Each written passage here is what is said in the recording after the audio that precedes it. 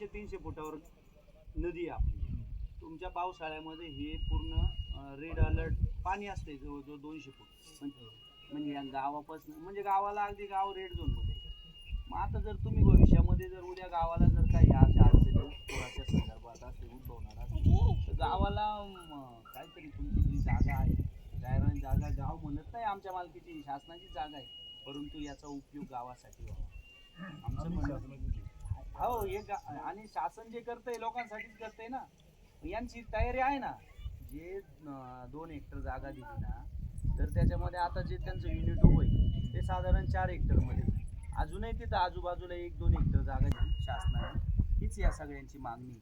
आता मगाशी प्रांत साहेबांशी बोलणं झालं तर शिवजयंतीचा कार्यक्रम आहे आपल्याला 2 दिवसात. परंतु साहेब एक सांगतो तुम्हाला, शिवाजी महाराजांनी जे राज्य केलं हे नागरिकांवर अन्याय करून नाही राज्य केलं.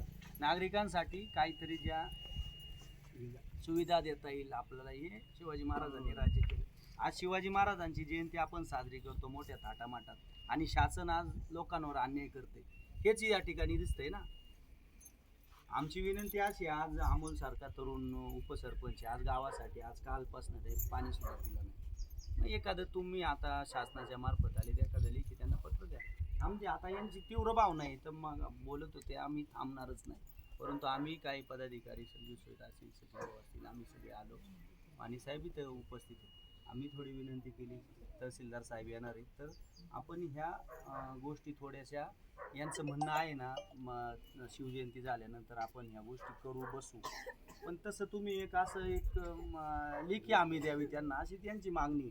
का 19 तारखेनंतर कलेक्टर साहेबांनी स्वतः येऊन ह्या स्थळ पाणी करावं, काय परिस्थिती आहे काय अडचण लोकांना आहे ह्या समजून घ्यावा आणि त्यानुसार पुढच्या गोष्टी. गाव तयार आहे ना, तुम्हाला शासनाची योजना राबवायला गाव तयार आहे, परंतु तुम्ही हा जो अन्याय करता गावावर हे लोकांना मान्य नाही. भविष्यामध्ये काय अडचणी उद्भवणार आहेत त्या पत्राद्वारे तुमच्यापर्यंत दिल्यात माहिती, तहसीलदार प्रांतांना दिल्यात, कलेक्टर साहेबांना दिल्यात.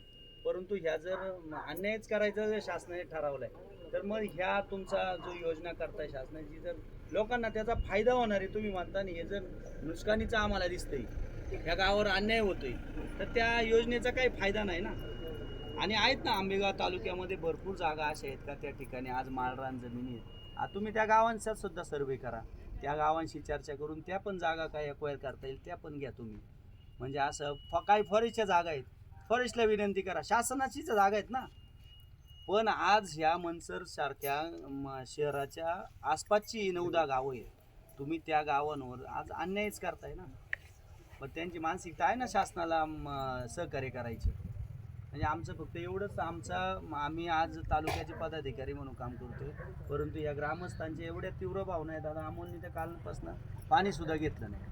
म्हणजे अतिशय त्यांची तळमळीने हे गावासाठी आज ही सगळी लोक एकत्र आहेत. या महिला सकाळपासून बघतो ही लहान लहान मुलं आहे तिथं, म्हणजे अगदी काहीतरी गावासाठी त्यांना आस्था आहे म्हणूनच ते इथं आहेत ना. प्रशासनाने याची काळजी घ्यावा आणि ह्या गोष्टी ज्या काय पुढील काळामध्ये शिवजयंती झाल्यानंतर कलेक्टर साहेब असतील किंवा प्रशासनातले राज्यातले काय अधिकारी असतील त्यांना ह्या स्वतः स्थळ पाणी करण्यासाठी येऊन ह्या काय गोष्टी याच्यावर मार्ग काढावा अशीच आमची विनंती राहील.